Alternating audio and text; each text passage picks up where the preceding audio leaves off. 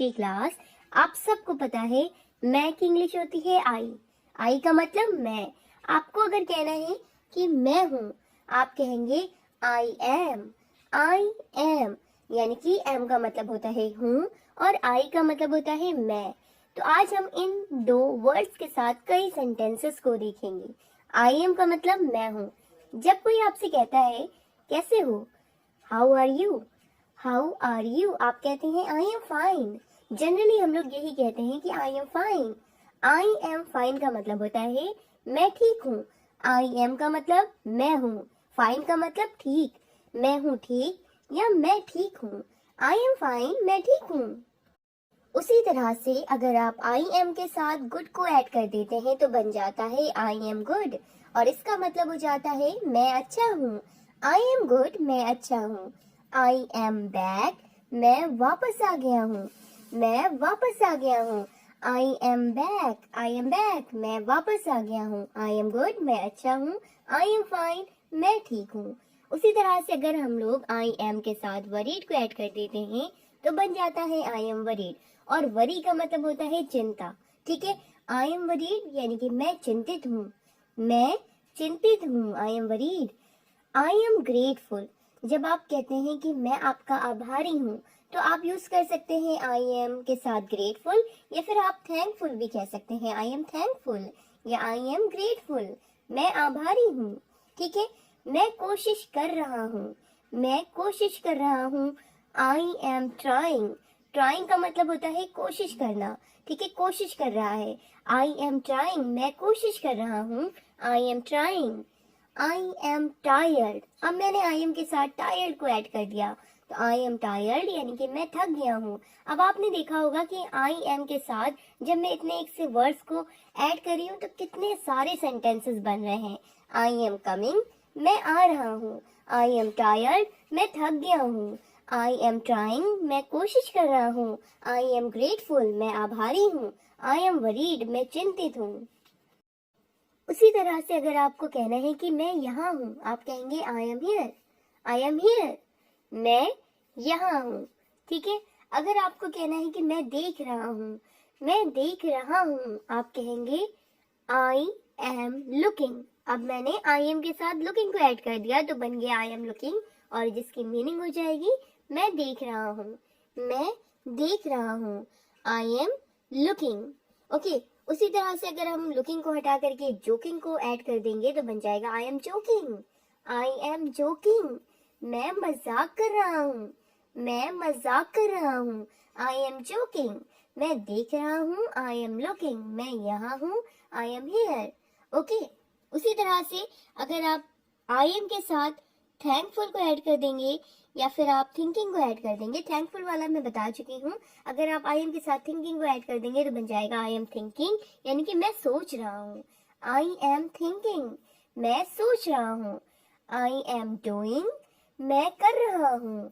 I am doing, doing यानी कि कर रहा हूँ। ठीक है, आई एम डूइंग, मैं कर रहा हूँ। आई एम थिंकिंग, मैं सोच रहा हूँ। आई एम जोकिंग, मैं मजाक कर रहा हूँ। आई एम काइंड, इसका मतलब होता है काइंड मतलब होता है दयालु। आई एम काइंड यानी कि मैं दयालु हूँ। आई एम काइंड, मैं दयालु हूँ। उसी तरह से अगला सेंटेंस है जब आपको कहना होता है कि मुझे गर्व है, आप कहते हैं I am proud. I am proud, मुझे गर्व है। ठीक है, आई एम प्राउड। मुझे बताइएगा अगर आपको कहना है कि मुझे तुम पर गर्व है तो क्या कहेंगे आप? मुझे गर्व है तो आप कहेंगे आई एम प्राउड। लेकिन अगर आपको कहना है कि मुझे आप पर गर्व है तब आप क्या बोलेंगे? तो मूव करते हैं आप एक नए वर्ड की तरफ। आप सबको पता आई का मतलब मैं, और अब मैं ऐड कर रही हूँ आई के साथ वॉस को, और वॉस का मतलब हो जाएगा था। ठीक है, पास्ट टेंस। आई वॉज यानी कि मैं था। अगर आपको कहना है मैं हूँ, आप कहेंगे आई एम। लेकिन अगर आपको कहना है कि मैं था, आप कहते हैं आई वॉज। जैसे कि मैंने कहा I was busy. I was busy यानी कि मैं बिजी था, मैं व्यस्त था। I was busy. लेकिन अब मैंने आई वॉज के साथ गोइंग को ऐड कर दिया तो बन गया आई वॉज गोइंग, यानी कि मैं जा रहा था।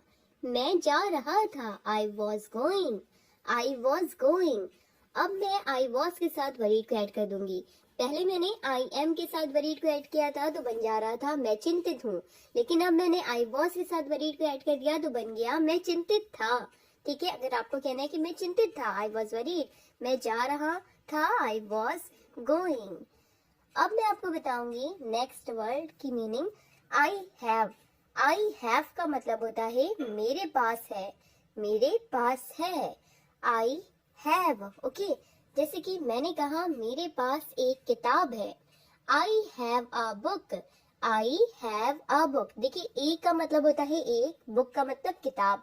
मेरे पास एक किताब है। आई हैव का मतलब मेरे पास है, मेरे पास एक किताब है। I have a book. अगला सेंटेंस है आई हैव अ क्वेश्चन। ये किस सेंस में पूछा जाता है? देखिए, जब आपको कोई किसी से सवाल करना होता है, जब टीचर चैप्टर पढ़ा लेती है और फिर वो कहती है क्या कोई क्वेश्चन है, तब हम लोग कहते हैं स्टूडेंट यानी कि कहते हैं कि आई हैव अ क्वेश्चन, यानी कि मेरा एक सवाल है या मेरे पास एक सवाल है, मेरा एक सवाल है, आई हैव अ क्वेश्चन। अब हम लोग मूव करेंगे नेक्स्ट वर्ड पर। नेक्स्ट वर्ड मैंने लिया है वी। वी का मतलब आप सब जानते हैं हम होता है, ठीक है। और यहाँ पे आर का मतलब हो जाएगा, जब हम जोड़ते हैं वी आर यानी कि हम हैं। वी आर, आर का मतलब है और वी का मतलब हम। वी आर यानी कि हम हैं, हम हैं। अब मैं इन वर्ड्स के साथ कई सेंटेंसेस आपको बताऊंगी। तो वी आर, अगर मैंने कहा कि we are friends, we are friends यानी कि हम दोस्त हैं। We are friends. वी का मतलब हम और आर का मतलब है। वी आर फ्रेंड्स, फ्रेंड्स का मतलब दोस्त, हम दोस्त हैं। We are friends. उसी तरह से we are fine, we are fine, हम ठीक हैं। आई एम फाइन, मैं ठीक हूँ। वी आर फाइन, हम ठीक हैं। We are doing, we are doing यानी कि हम कर रहे हैं। वी आर डूइंग, हम कर रहे हैं। आई वॉज डूइंग, मैं कर रहा था, ठीक है। आई एम डूइंग, मैं कर रहा हूँ। उसी तरह से अब मैं वी आर के साथ गोइंग को ऐड कर दूंगी तो बन जाएगा वी आर गोइंग, यानी कि हम जा रहे हैं। वी आर गोइंग, हम जा रहे हैं। वी आर कमिंग, हम आ रहे हैं। आपको कहना है कि हम आ रहे हैं, आप कहेंगे we are coming. We are coming, हम आ रहे हैं, ओके। अब मैं आपको बताऊंगी कैन वर्ड की मीनिंग और इससे रिलेटेड कुछ एग्जाम्पल। कैन का मतलब होता है सकता है, ठीक है। सकता है, कैन मतलब सकता है, जैसे कि मैं ये कर सकता हूँ, ठीक है, जिसमें थोड़ी सी ताकत लगती है। कैन का मतलब सकता है। अब मैंने कहा कि he can, he can, simple मैंने बोला ही कैन। ही कैन का मतलब हो जाएगा वो कर सकता है। ही कैन, वो कर सकता है। उसी तरह से अगर हमने कहा कि he can do it, he can do it, he can do it का मतलब होता है कि वो ये कर सकता है। इट का मतलब यहाँ पे ये हो जाएगा, ठीक है। ही कैन डू इट, वो ये कर सकता है। He can do it, he can, वो कर सकता है। उसी तरह से अगर मैंने कहा कि he can not, he can't कह दें या he can not, he can not यानी कि वो नहीं कर सकता है, वो नहीं कर सकता है। ही कैन नॉट, वो नहीं कर सकता। अब मैं आपको बताऊंगी मे बी।